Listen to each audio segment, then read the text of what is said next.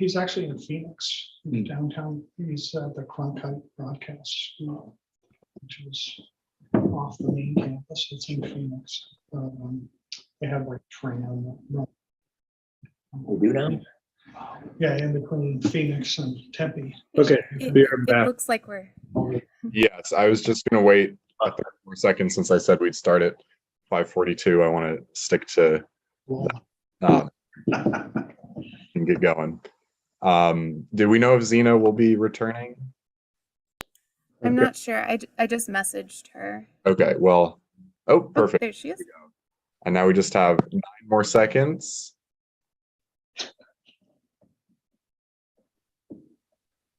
And we're back. This is the Inclusivity Ad Hoc Committee on September 27th, 2022, back for a break at 5:42 p.m.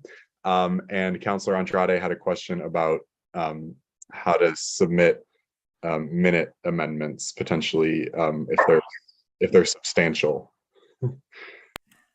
Yeah, basically, not wanting to,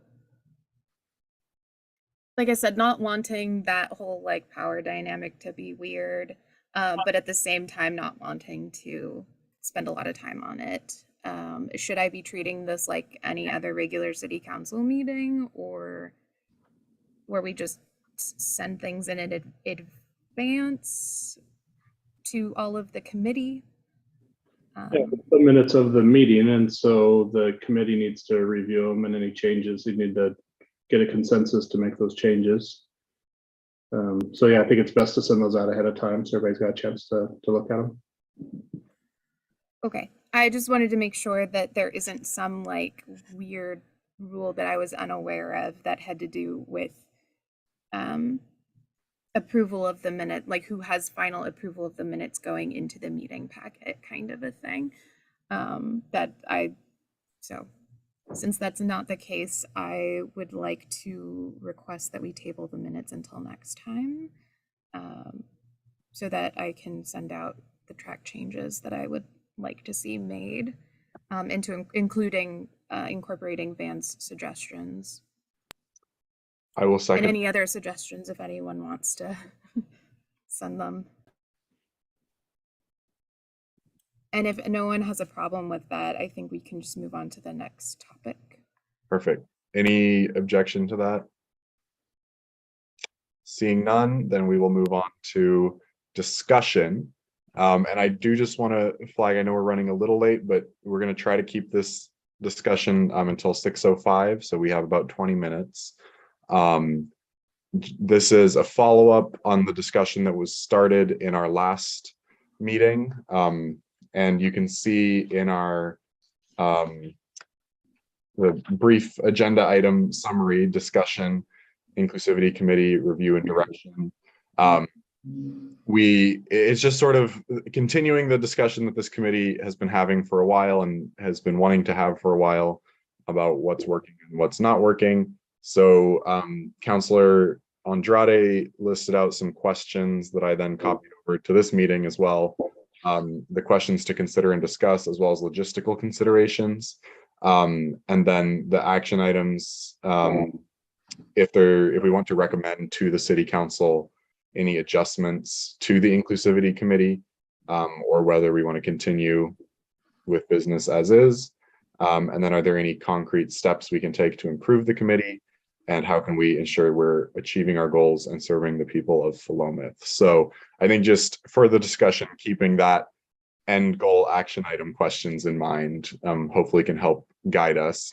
And then I believe Ruth and/or Councillor Andrade sent out Van's written comments. He's not able to join us tonight. So if you haven't been able to take a look at those, they should be in your inbox. But for those of us who are here tonight, I guess we'll open up the floor for any thoughts, comments, suggestions about that general scope of things. And if we don't take up the whole 20 minutes, that's totally fine too. That's just the amount of time we have. We want to hear anything and everyone y'all have to say.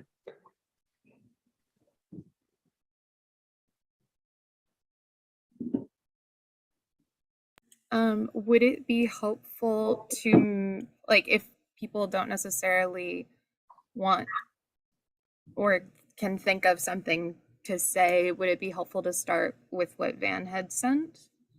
Or We can, I guess.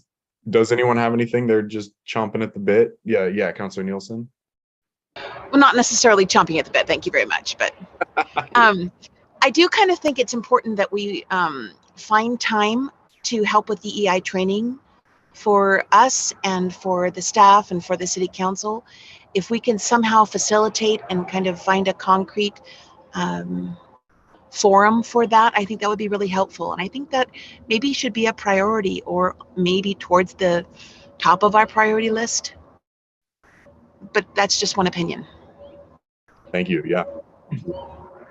On a similar vein of thought, back in July, we developed some list of objectives and goals and put them before the council, and that was approved. You know, they said, go forth and do good things, essentially, right? And so I questioned, you know, and training was in there, as was a bunch of these things were, but then we instantly, it seemed like the next month, all of a sudden, it came back to us that, oh, we need to have more conversations about this. And I was kind of disappointed by that. I thought that we had good direction, and I was really, I personally was really encouraged that we were getting ready to start doing things, but then all of a sudden I feel like we've gotten sidetracked again by more conversation about what we should be doing, how we should be doing it, why we should, I don't know. I personally found that frustrating, but I also missed the August meeting, and I don't really know how the conversation went, and I also don't know if the entire group decided that this is how they want to move forward. So if that's the case, it's fine. I just, those things were surprising. I also feel that we have had that open space since June, and I feel like we need to be very, very intentional about making sure that we follow through with city policy. And we should have announced, I think we should have announced that, open that position up immediately. And I feel like I don't know why we haven't done that yet. And I know it's just a matter of time before the council tells us to, but I think that that's something we need to be very cognizant of.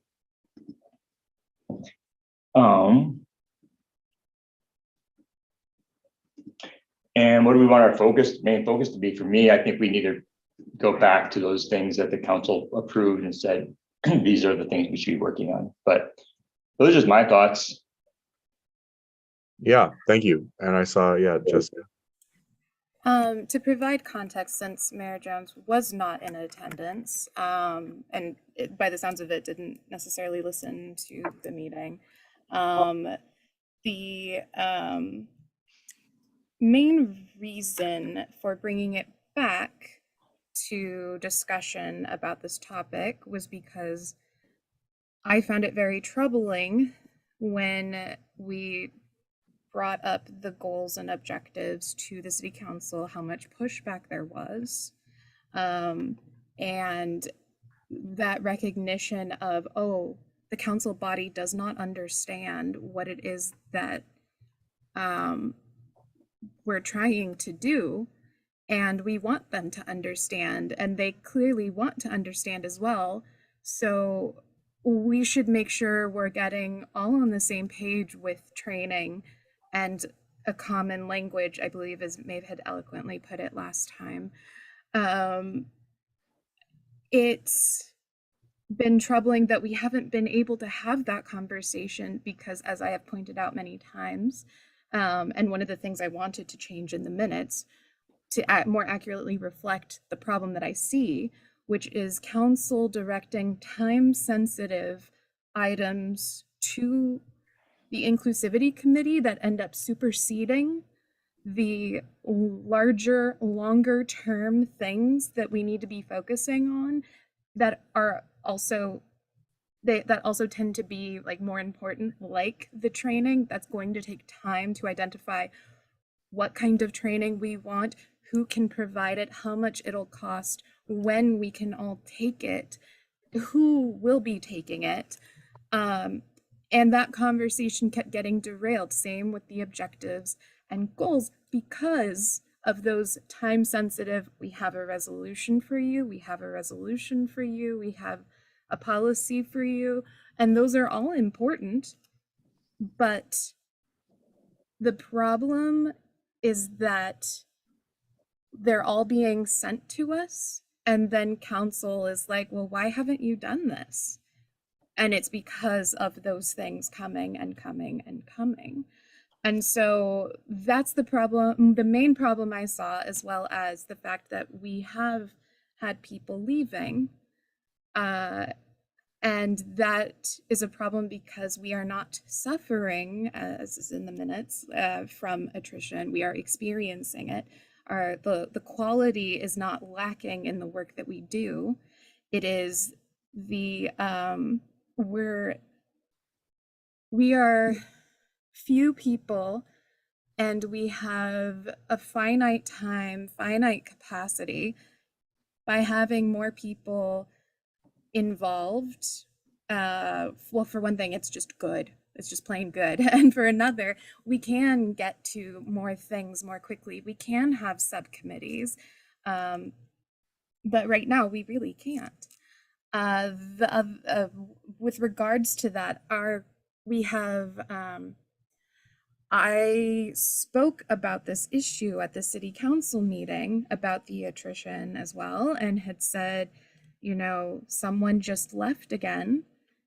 You know, I'd like guidance. The city council did not provide any guidance that night.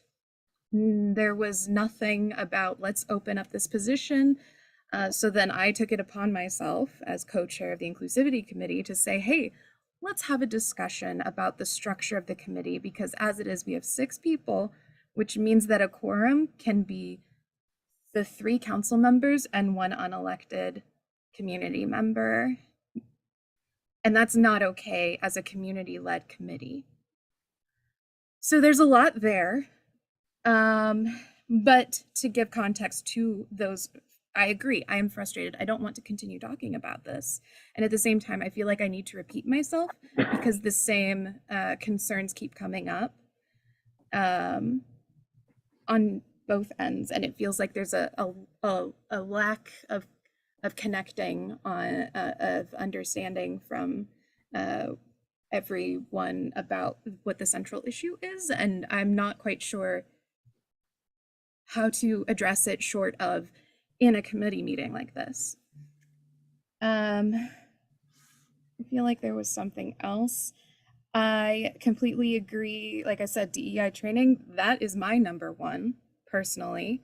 I don't know what everyone else has, what their thoughts are on what their number 1 is. And also the main focus, no, I don't remember what that was. Oh, I think Van had said to go with DEI training by, let me see. I'm going to pull up his I believe thoughts. LOC. Yes, thank you. Oh, I guess that's later on for a different agenda item topic. Yeah. We can talk about that later. Sorry. Well, thank you, Councilor Andrade.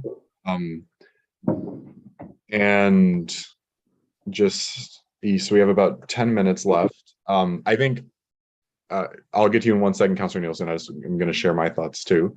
I think for me, the reason I get involved in city things is to like hopefully get things done and make the city better. And I'm sure, well, I guess I don't want to speak for everyone, but at least I would hope everyone else here is that is their goal as well. And I think that's been my frustration is I have not necessarily seen the concrete ways in which this committee is making our city better. And that's a bit disappointing. But on the other hand, I don't want to necessarily, I'm torn because I think this committee spends a lot of time talking about how we're disappointed, how we're not making the city better, and we don't spend a lot of time making the city better. So I think that's my sort of main point is I think like the business section of our agenda should be, 80% of the meeting, because I think once we're able to sink our teeth into that a little more, hopefully some of these frustrations and these concerns and these other issues will sort of fade away once we feel like we're really doing a deep dive into the work that we all signed up for. And I'm hearing some sort of common themes. It seems like everyone is on board for us to really figure out this training. It seems like there's a good consensus that we want to think sort of big picture, and think about how we can really do some good work. So I think those are the things that we should definitely focus on. And I don't know if that was the most productive comment, but I think that's what I've been thinking about is the whole, actions speak louder than words. And I think I'd like to see this committee focus on some actions we can really do. But Councillor Nielsen, if you still had your thought.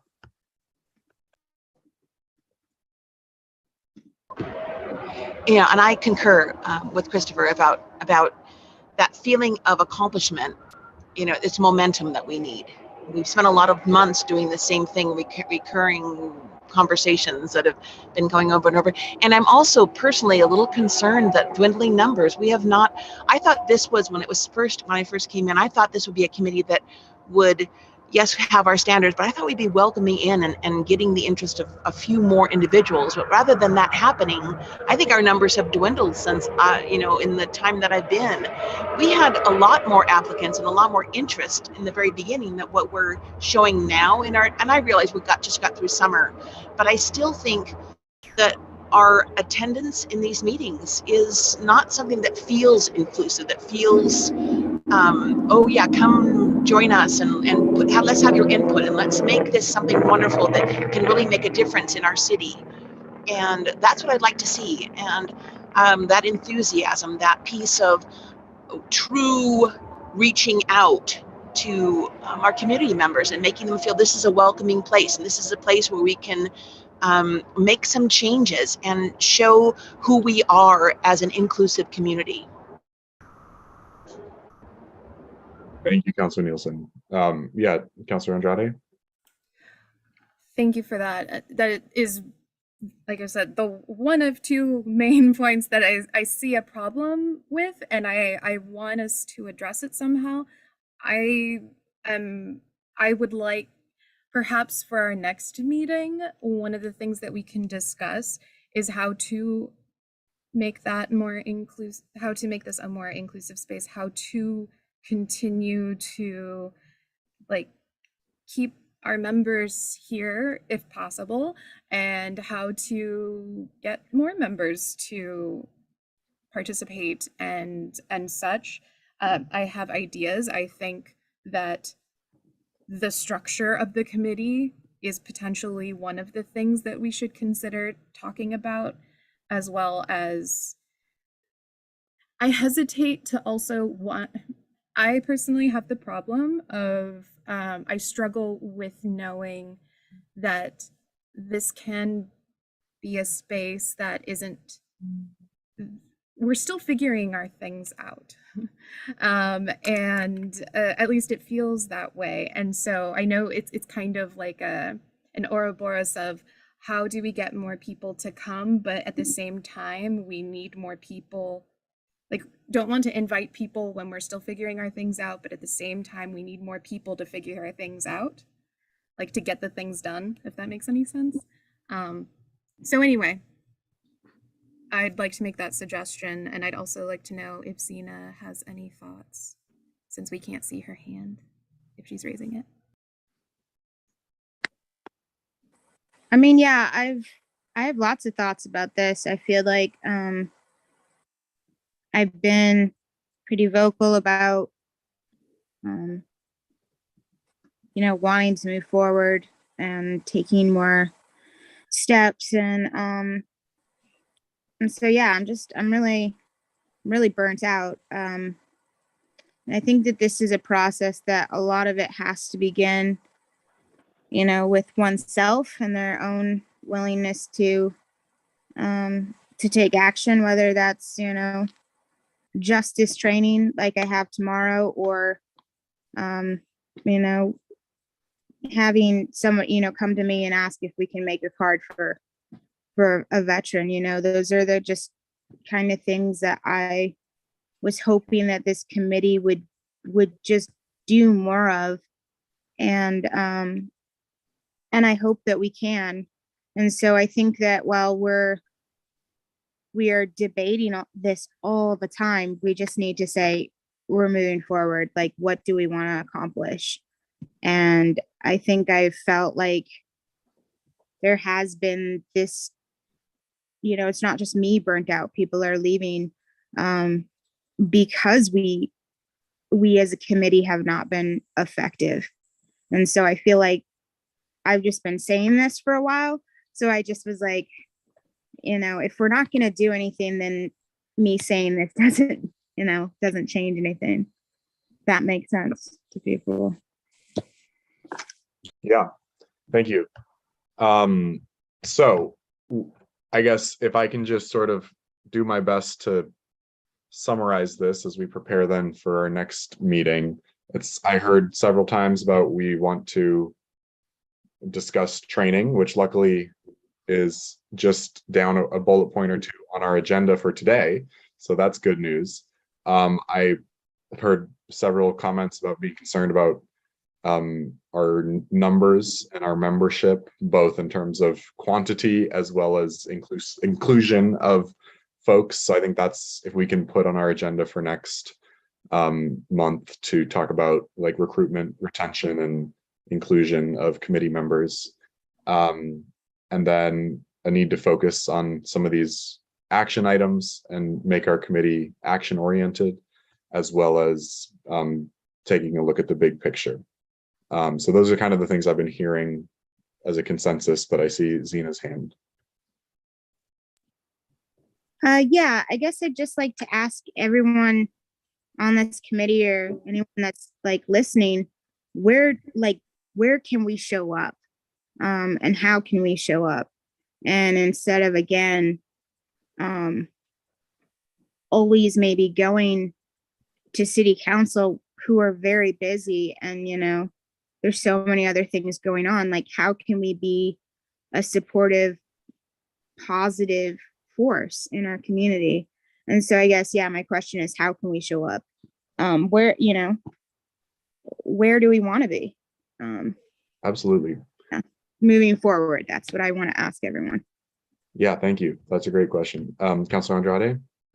Just one quick last thing regarding like duties to council. And then also, I know the mayor had said something earlier about the council approving our objectives and goals. I mean, I personally believe we should have approved them as the city council body, but I was told that they did not approve it, and that it was like ours to have, which feels really odd to me. But anyway, there's that weird understanding. I feel like there's an understanding that is missing, that we are supposed to answer to the city council, and I feel like there's that lack of I don't know, acknowledgement that our by the council that, yeah, I'm probably phrasing this really wrong. It's been a long week already. I guess I want to make sure, yes, I agree. We definitely need to see where we can show up elsewhere. I do think that we need to be careful and make sure that we speak with council beforehand if it involves supporting, like doing something for another event. Something like if we're not going to be showing up as individuals or something like that. Thank you. And then we are out of time, but Zena, if you want to go, and then we'll move on to our next agenda item.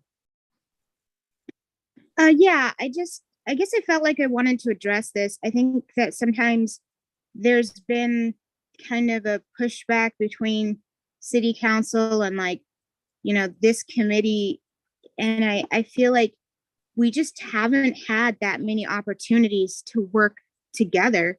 But I think that, you know, again, saying, yeah, this is something you're interested in, and meeting each other kind of where we are at, and not looking, we can look back all we want, but that won't change what happens next. So I think that, yeah, it's important to build a better relationship with city council, with, you know, people in our community. And that can only happen, again, by showing up. And so I don't know, I don't want to just say, you know, let bygones be bygones, but I think that we have to, again, meet each other where we're at, and that's all we can do. So Thank you. I'm do some stuff with everyone. Yes, thank you so much. Mayor Jones, I think we're going to move on to announcements just for the sake of time. can I have 5 seconds? All right, you got 5 seconds. Zina, if you shared information about events that come up, I think it'd be really helpful. Like that event, that concert we saw each other at. Oh, absolutely. I'm happy to. I hope everyone brings their awesome events, anything, you know, to this committee to really become more engaged. So I'm happy to do that. Perfect.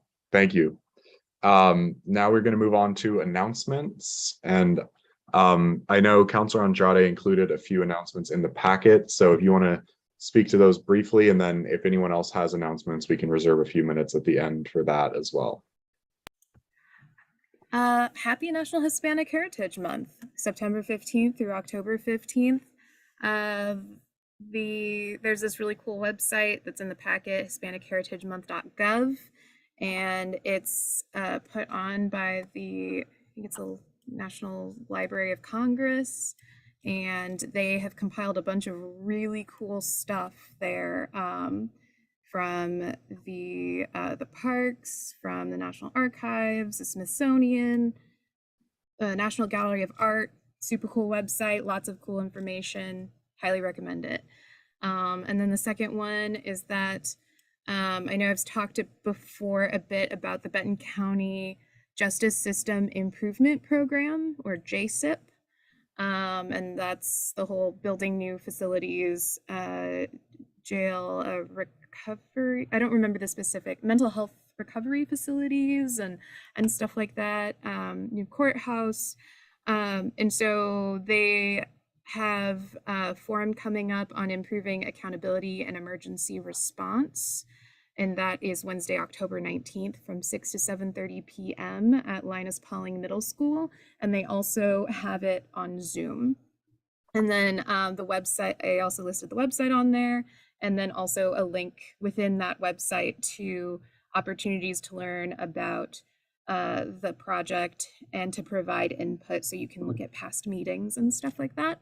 And then a copy of the email that they sent to people who request to get their emails. Awesome. Thank you so much. Do we have any other announcements from any other folks here? Okay, well, seeing none, then thank you again, Councilor Andrade, for those announcements.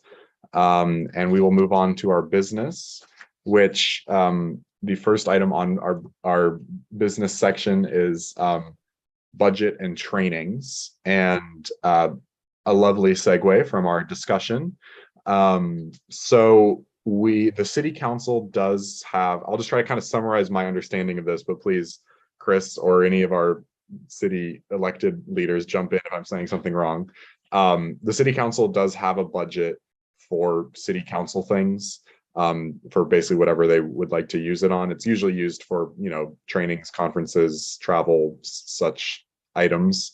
So this would fit pretty well within that. So obviously, to be able to spend that money, that would need the approval of the city council, not just our committee. But I think that's a good thing for us to be able to recommend to council, is if we are able to, perhaps with the assistance of staff, to identify what we think a good training would be, and then to present that proposal with a cost to the city council for them to hopefully approve. I think that's a good path forward, just to kind of lay that out for the committee. In the packet, there is an agenda item summary that has some responses from previous committee meetings about what folks think are potentially good options for training. And then Van also sent over in his email that he thought that going through the League of Oregon Cities would be a good idea. So we can discuss this for a little bit. I don't think we necessarily are going to come to a conclusion tonight about what we want to recommend to the city council, but maybe we can get the conversation going, and then we can come back to this at our next meeting and try to solidify it a little bit more. But I'm curious to hear what if you all have thoughts. Yeah, Councilor Andrade. First, I know you and I had tried to get information about like funding available, and I ended up sending a bunch of questions to Chris and to the finance director. Chris, were you able to, perhaps we should ask Chris what he has on that, if you're okay with that. The city council budget's about $10,000 every year for training and education opportunities. So if there's a training or education opportunity that the Inclusivity Committee wants to recommend to the city council, you just need to prepare a memo, get it on the agenda, and have the city council weigh in on it. And could that include like to pay for city staff that would like to attend in addition to the council? Can we spend the council budget on people who aren't council members? Yes. Okay, perfect. Yeah, Councilor Andrade.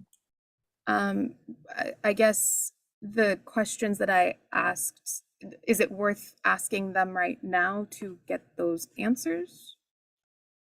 Because I had more specific questions than that, like how much money is actually available, because I know that budgeting is kind of funky.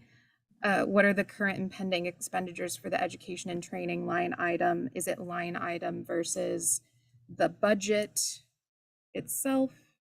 Is that worth getting into right now? Or yeah, the $10,000 line item. Sorry, what was that? It's a $10,000 line item. Yes. Chris, did you see my email? I didn't, sorry. Okay, because Mike said he was going to meet with you. Perhaps I will resend it, and we can, I don't know, did you want to, Christopher, did you want to have a more broad topic conversation first? Or Yeah, I mean, I think my understanding is we'll be able to afford a training. If there's $10,000, it's not like we've spent $8,000 of it. My point though is that I think some of that may have been spent based on the description. Right. Yeah. I'm just saying that I think we will have there are, it's not like we only have $100 left in that account.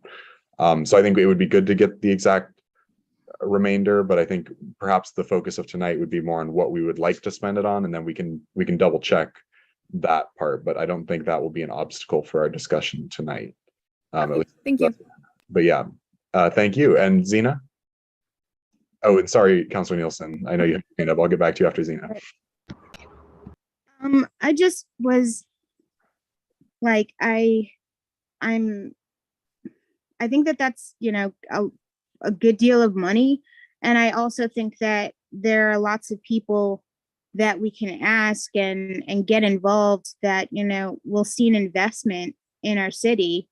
And so who must have been, last year I reached out to, my mom's a consultant with some big companies, and asked her, you know, who she was working with, and kind of networked there, and people that do justice and equity work.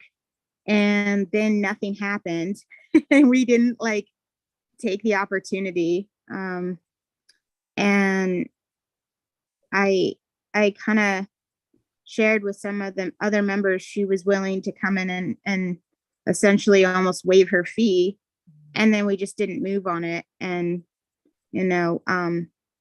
So I just want to be like clear that like moving forward that this is happening, so that I can actually like reconnect with those people and not waste their time. That's all I would ask. Yeah, I think, unless if there's any objection, I think we're all very clear on that this will be happening, and we will take action, hopefully at our next meeting. But I will not be the chair of that, so I cannot make any promises. But thank you, Zena. That is a good point. Councilor Nielsen? Yeah, the LOC has been offering several DEI trainings, and they have been running around 285 approximately a person. But there were also, I sent the email to, I forwarded it to Jessica, those video trainings that they have in the video training library. Now, just a thought, I don't know if this is even possible, but sometimes I realize a video is just a video, but if we could have a facilitator and have a video and then have a facilitator that would help us process that information and then maybe offer a meal and do all of that in that training piece, perhaps that would be one of the types of training we could do if financially we feel that we only have 3,000 and at $300 a person, that would limit how many could attend. If we were to do something like that with a facilitator, perhaps, as Zena, thank you, Zena, was mentioning, perhaps that wouldn't be something quite so costly, and that we could still cover topics that, according to the LOC, are important in that regards to the DEI concepts. And so that's just one idea. And I know whenever we've had trainings that I've been involved with that, where we've had a video or a kind of a program and then a facilitator, it seems to go pretty well because people are ideas are spurred from what they see, and then if you have an effective facilitator that gets everyone communicating, it can be quite effective, and not have to be somewhere we go to Seattle or we go to other places where we can have that type of facilitation and program at our a community center, our library, or at the high school, or I know someone on the just kidding. Anyway, just an idea. Yes, absolutely. I guess just as far as our discussion for tonight, then what do we want to come back with for our next meeting? Like, are people willing to perhaps bring options to our next meeting, and maybe could we have Chris or staff or someone potentially look into what the LOC is able to provide? I just, as far as sort of moving forward on this, but yeah, Councilor Andrade. So I've been, I have received access to the videos. I have not, on the LOC DEI library. It took a while. I have not viewed them yet, but looking at the descriptions, it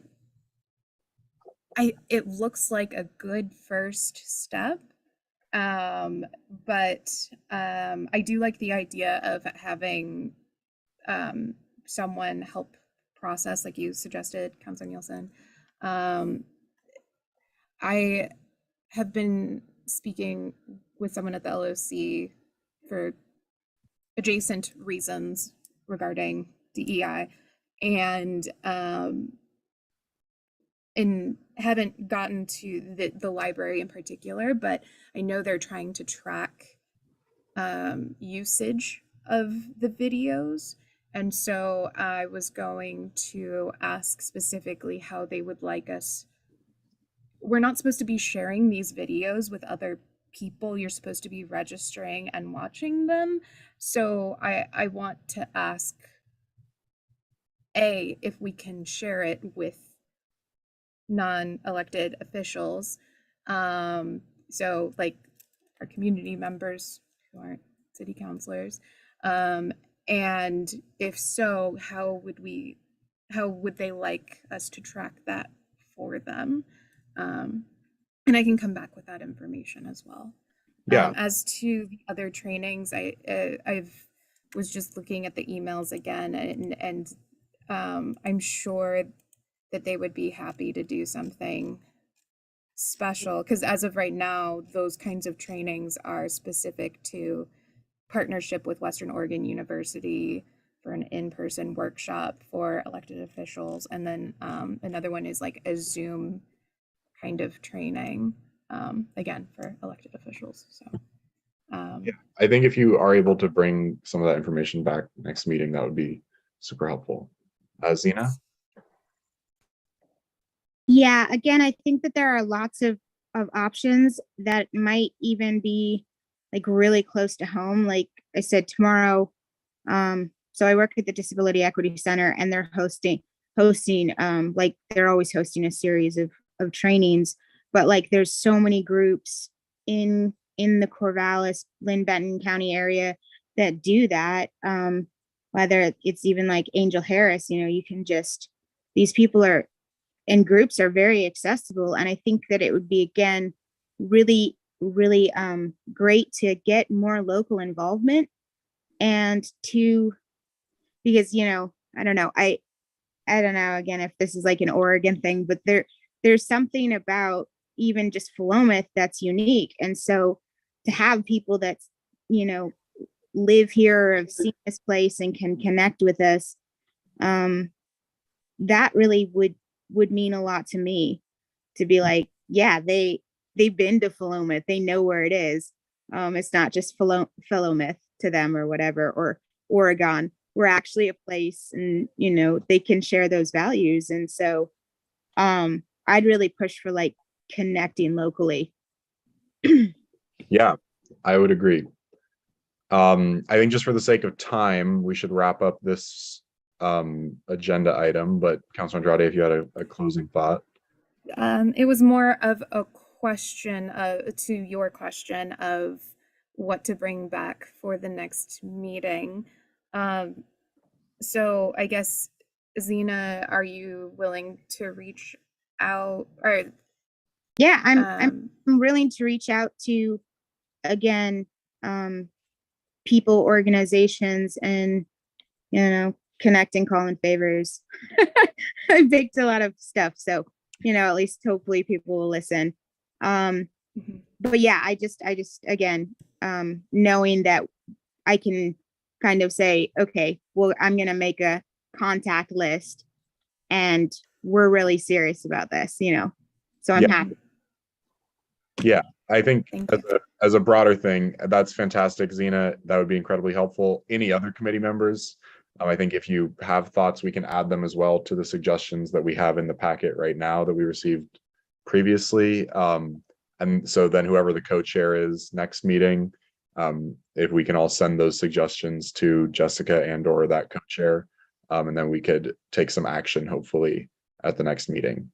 Is there any objection to that plan moving forward? Jessica? Not objection, but more of like,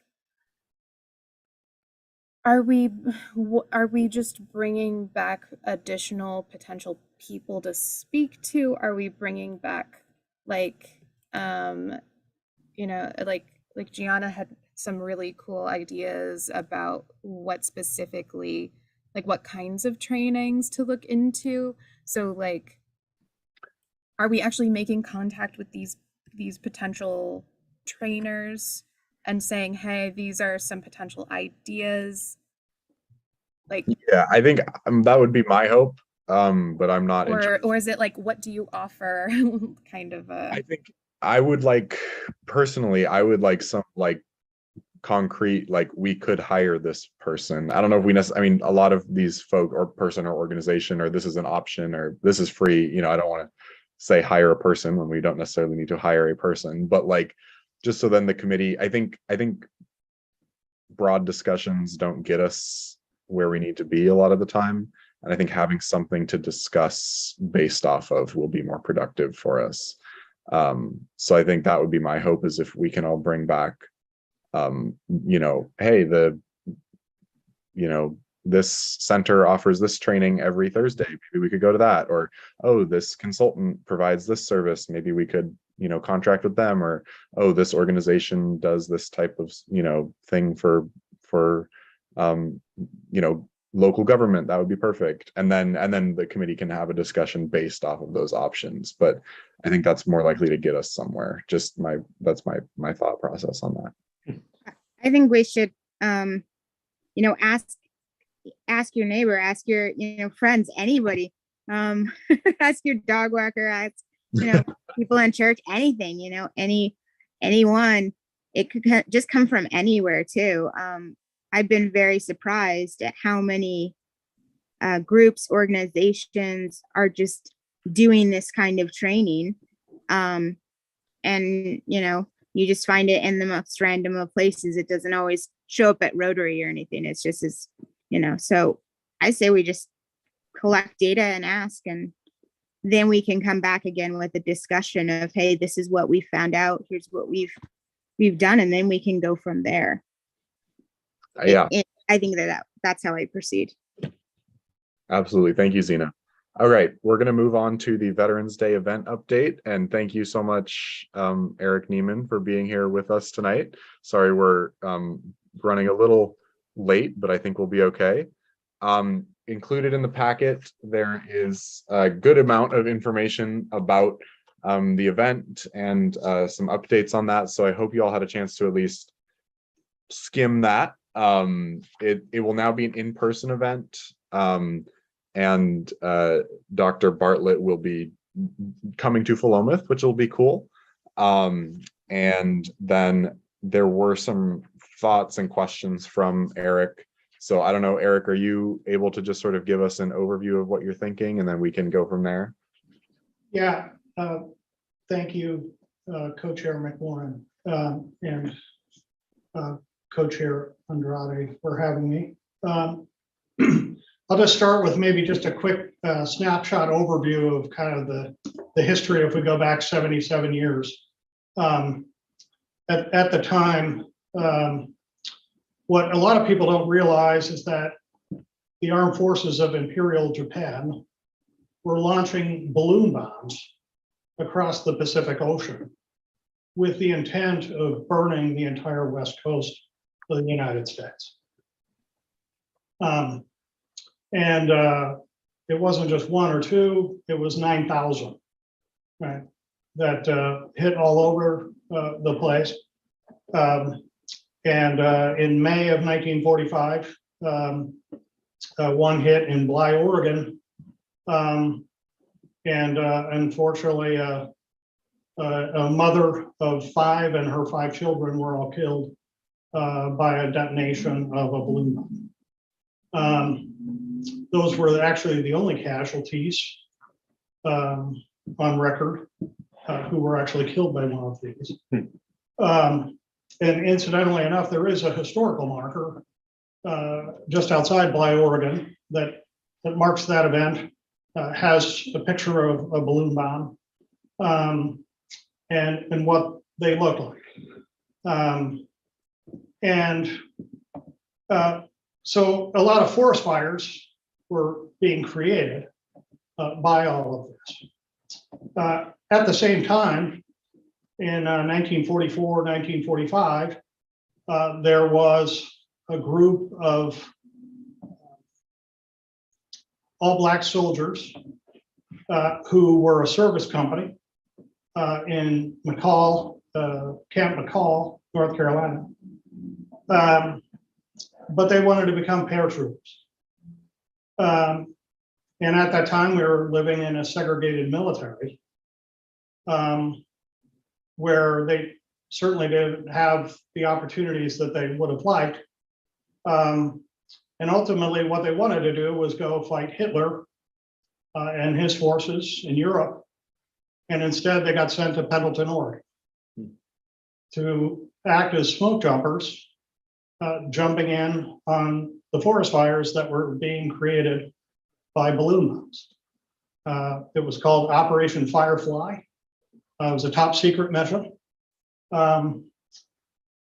It's not well known that balloon bombs were happening for a couple of reasons. One, it would create widespread panic all across the Western United States if they realized this was happening. Two, we were at war with an enemy that if we actually released information about it, it would give that information to the enemy in terms of the effectiveness of their campaign or lack of effectiveness, as the case was. And so a lot of that information isn't Well, no, right? And Dr. Bartlett is a retired professor, taught at both Gonzaga University and Eastern Washington University in Spokane. And so I've made his acquaintance and been talking the last few months since we had the Shipley marker about the possibility of coming and providing a veteran talk that actually speaks to the history of balloon bombs, Operation Firefly, the triple nickels who were serving in a segregated military, right? And you also recognize that at that time, there was a lot of fear in our country, driven towards Japanese Americans who were living on the West Coast, who ultimately were forced to sell their homes and businesses and escorted out to internment camps in places like Idaho and Wyoming against their will, and because of their race. And the Smithsonian Institute had a traveling exhibit about the internment camps that came right here to the Benton County History Museum just a couple of years ago. So I think this is a good way to kind of tie a lot of interesting history that has some intersection with inclusivity and topics that you're talking about here. And so a couple developments. One is obviously, I think the last month when I shared some of this information with Councilor Andrade, that it was going to be a kind of a conceived of as just a YouTube only event. And I think when we've done these in the past, that's how the medium we used because of the pandemic. Since that time, just in maybe the last week or two, that it surfaced that Dr. Bartlett, I think, was really one, I think, impressed by Interfor and their generosity of providing an honorarium to come and speak, that he felt like it would be a better delivery to do an in-person talk.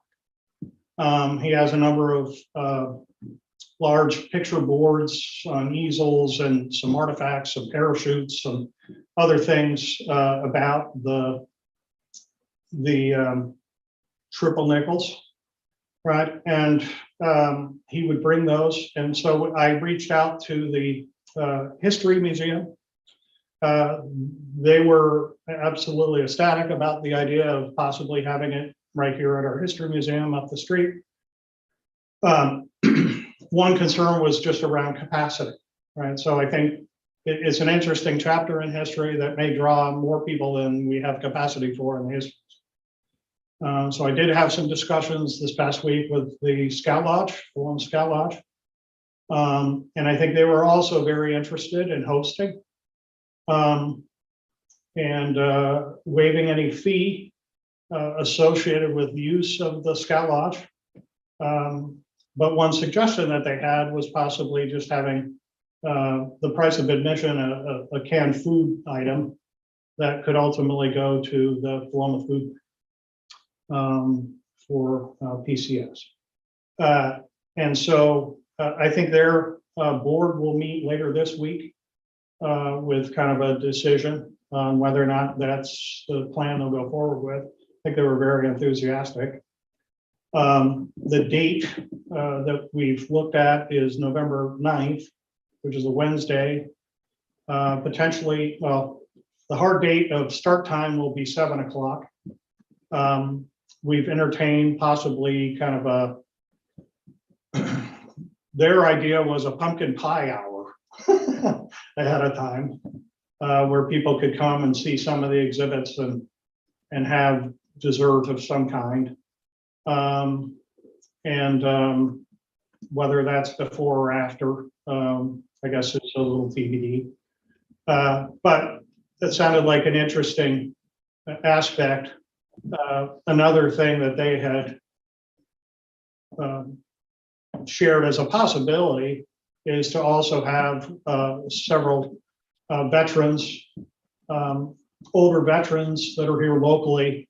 A number of the Quilters Guild meets in the Scout Lodge, makes quilts for the Quilts of Valor, which they award to various veterans. This may be their last veterans. So that there's a lot of stuff there, but I think a lot of interest from Dr. Bartlett, from the Scout Lodge, and even the History Museum. I think have all been pretty enthusiastic about the possibility. Amazing. Thank you so much. And I do just want to flag, we're running a bit over time. So I guess, and we really appreciate your time. And I know we started late.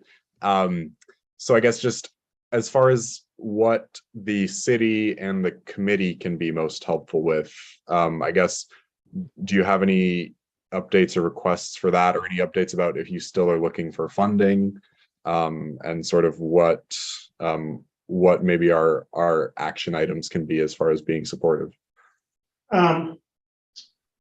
Yeah, so I raised or offered the question, right? I mean, Interfor has stepped up and offered the honorarium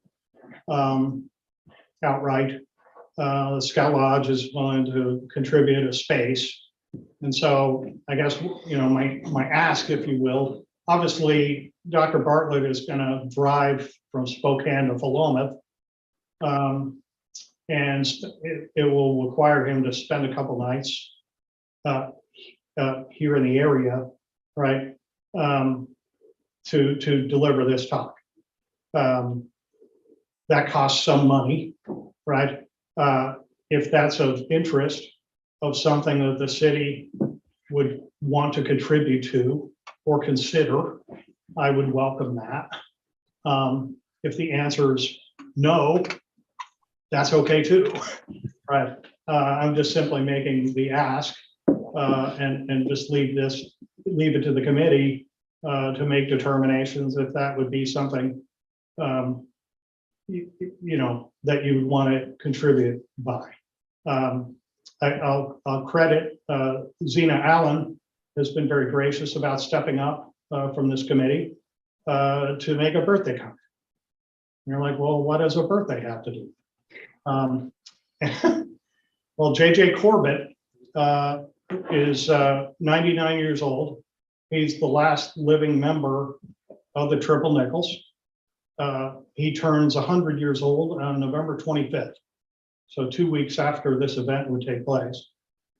So I thought, working with Zena, that it might be a neat idea to make him a birthday card that attendees at the event could sign and thank him for his service, as this could very possibly be his last Veterans Day. Yeah.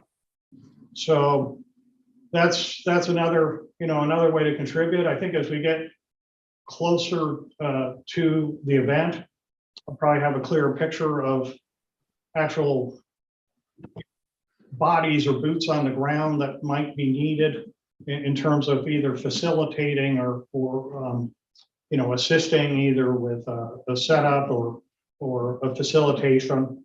I think the Scout Lodge seemed inclined that they would be willing to offer some people and manpower, woman power, and certainly the committee here is welcome to do so as well. Amazing. So just as far as the money part, and Zena, I've seen your hand go up and down a couple times. Did you still have something you wanted to share? I guess, yeah.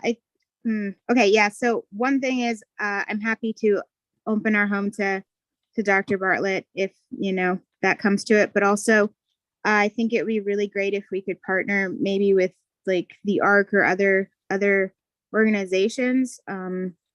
So yeah, it was like almost 100,000 people that were interned, and one of the things that they faced was extreme cold and different climates, and winter is coming.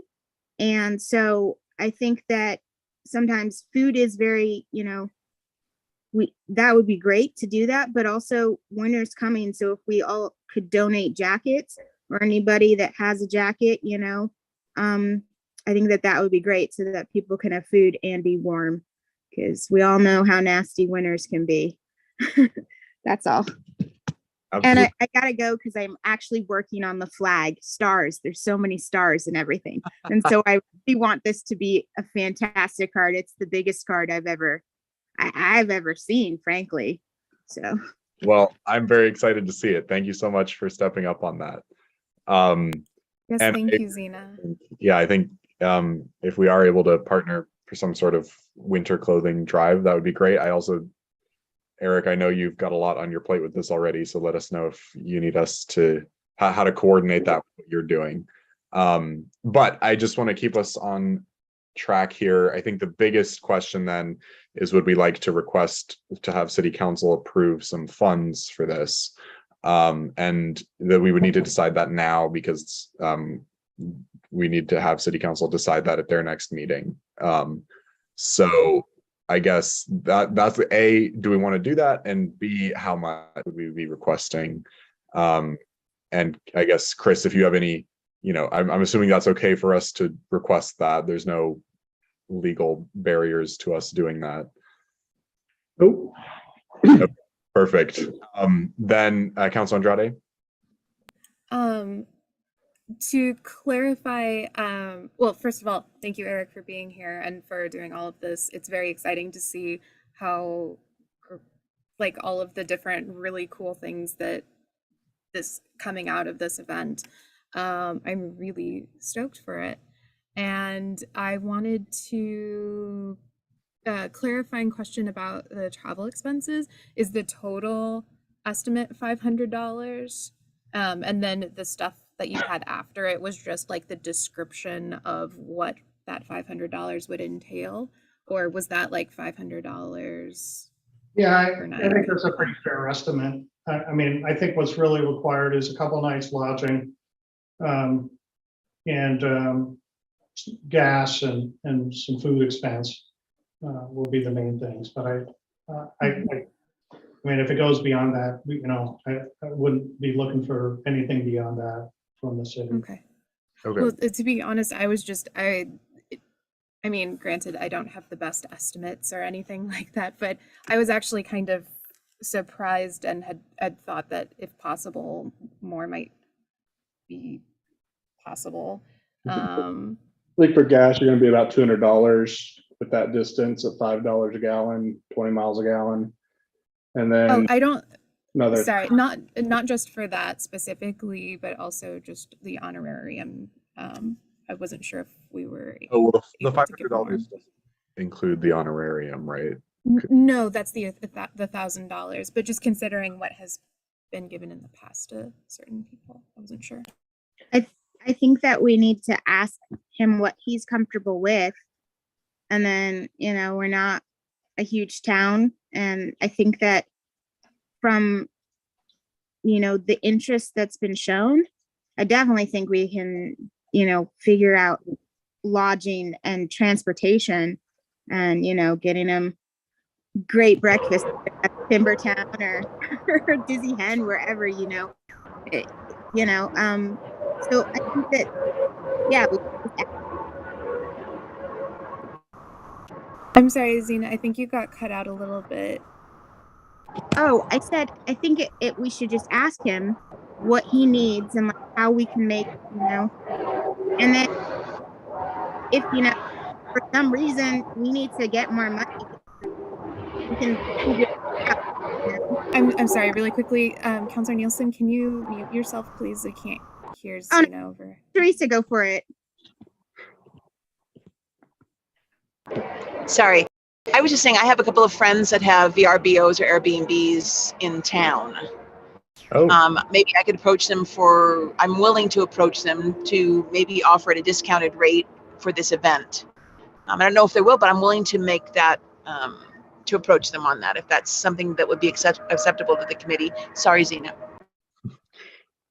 I No. would also, I'll Okay. also recommend that we ask the council for $500 to contribute towards the event. That's my proposal. I would agree with that. Thank you, but I'd like to hear what Zena said first. I said I second that. I think that you know, again, we got to use all the resources we can. We're not a big city like Portland or something. And that kind of is what makes us special. And so really, again, reaching out to our connections, just giving someone an insight into our town and how welcoming we are. That's all. So I really thank you, Teresa, and everyone that's involved with this. It's great to see. Amen. So let's go ahead and if there's no objection, we'll ask City Council for $500 from the City Council budget to go towards travel and auxiliary expenses for this event. Is there any objection to that? Perfect. Wait, No objection, but oh, go ahead, Zena. I'm sorry. I just wanted to clarify. Were you asking for $500 towards the event or $5 on top of what we had already talked about for travel and expenses?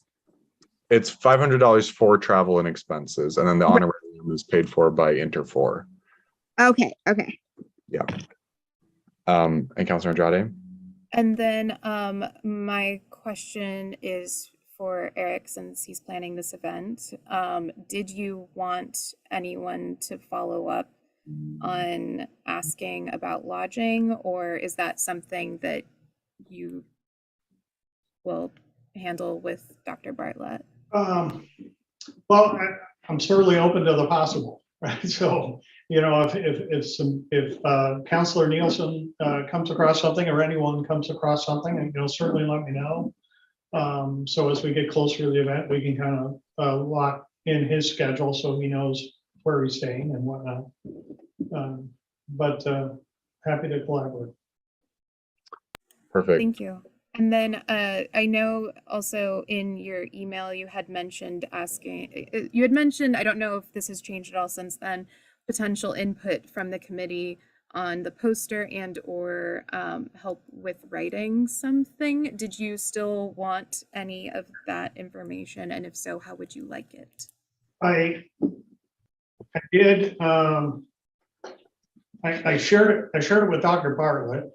He came back with some edits of his own. I have a couple examples, I guess, to share, and I can probably email the co-chairs a copy to distribute to the committee to kind of take a look at what his edits look like. And then you can provide me feedback based upon the more updated version and things. I mean, obviously, there's a lot of different parties involved here, right? So I have to kind of, in fairness, kind of give everybody a whack of the axe, I guess, in terms of the editing. And so I'm trying to be sensitive to that, but I've sent it to the Inter4 to kind of, you know, make sure that, hey, you know, if we're going to put their logo on the brochure, do we need some sort of marketing approval? Did they find that acceptable? Right. So things like that. But yeah, I think to answer your question, if you've got feedback or suggestions, please provide them. And the second thing, I think the goal is to try and get a finished product by kind of the first week in October. And that would give an opportunity to be able to post it and put it on social media and get word out about the event, you know, kind of 4 or 5 weeks out from when it happens so people can plan. And then second thing, in terms of the introductory remarks, I guess my suggestion would be we can, I mean, I think I shared his bio, Dr. Bartlett's bio. And so what I would propose is maybe I can kind of take a crack at an initial draft to present back to the co-chairs for the next meeting in October. And then you could, in this meeting in October, be able to edit that as needed prior to when the event occurs. Thank you so much. Oh, sorry, Christopher, Oh, I have a follow-up question. Okay, can we keep it brief? Yes, it's specifically towards Chris and the mayor with regards to so I know that we can as individuals provide feedback to Eric, but wondering because this also needs to have things approved by the city. How does that work with regards to whatever our feedback is, or like, can we submit feedback as a committee? And if so, how do we get that to council when our next meeting is October 10th, city council meeting? I think we let staff do it. I mean, you can provide input as an individual, but we're not gonna have time to come back as a committee and review this, and I don't think it's necessary. I gotta go check because I think one of the horses is out. But I'm sorry, this is later than I thought. We're having our barn rebuilt, so I gotta go check. But I also feel like I've already started. I've already like done stitching, and I can't go back for this to be reviewed. I'm just No, I'm sorry, not the card. yeah. I'm just like at this point, it's great if we want to like examine it ourselves, but let Dr. Bartlett, like, this is his purview, and we just have to have faith that we're moving towards the right thing. I don't know if input, at this stage is. I think we just have to have faith. I don't know if that works, but I gotta go save a horse. Well, not save. I gotta go put it back. Sorry. Night, guys. Good night, Zena. Thank you. I guess so to clarify, I was just asking because that had been asked. Eric had asked of us, so Yeah, I think it's fine if individual members of the committee would like to give feedback about anything or suggestions about anything. We won't be able to take any more action as a committee about this before, the week before the event happens. So I guess that's kind of my thought. Eric, do you have one last thought? We have a few other things we need to get through. The one thought might be that if individual people want to provide me input, I can make edits as I can make, and ultimately try and get something back to city staff such that it could go into the council packet. So when the council has to vet and decide upon the expenditure of the funds, they know what they're funding. That'll be October the 10th, so that gives some time. So that gives us a little bit of time to be able to kind of finalize. I'd say get any recommended edits to Eric by next Monday, Tuesday at the latest, so you can get it to me on Wednesday. We can get it in the packet. Awesome. Thank you. thank you for that. Veterans Day proclamation is included in your packet. Quick question about that, because the last I heard from Ruth was there was no second October meeting scheduled. I don't remember if that has changed. So has that changed? That's correct. Because no second. okay, there is no second meeting in October. Correct. Okay, so then we do need to do this tonight as opposed to postponing. Thank you. Personally, it looks fine to me, the one we did last time, if we just update the dates and update the 103rd. Are we okay with recommending that council reissues this proclamation for Veterans Day 2022? Is there any opposition to that? All right, amazing. And then Indigenous Peoples Day proclamation update is, Jessica, you have 5 seconds to give us the update, because there isn't one. The update is that there's no update. Perfect, thank you. Look at that, that was only 2 seconds. We're gonna go ahead and table eventual business for time, unless if there's any opposition to that. And then our last things are choosing a co-chair for our October 25th meeting at 5:30 p.m. Jessica? I can send out an email to ask. That would be helpful. And we can go from there. Yeah, and I think as soon as we know who the co-chair is, then let's all follow up with any agenda item topics. I know we talked about a few things, like, we'll already talk about trainings. We can talk about membership and recruitment and retention. So I think we know those will be on the agenda, but other things we can discuss then. Any other comments for the good of the order before we go home? Amazing. Well, thank you all for sticking with it. I know we're running a bit over time, but I think we got some good work done. And thank you Oh, all. if anything, we're 5 minutes early. All right. Well, thank you all so much. And we will see you on October 23rd.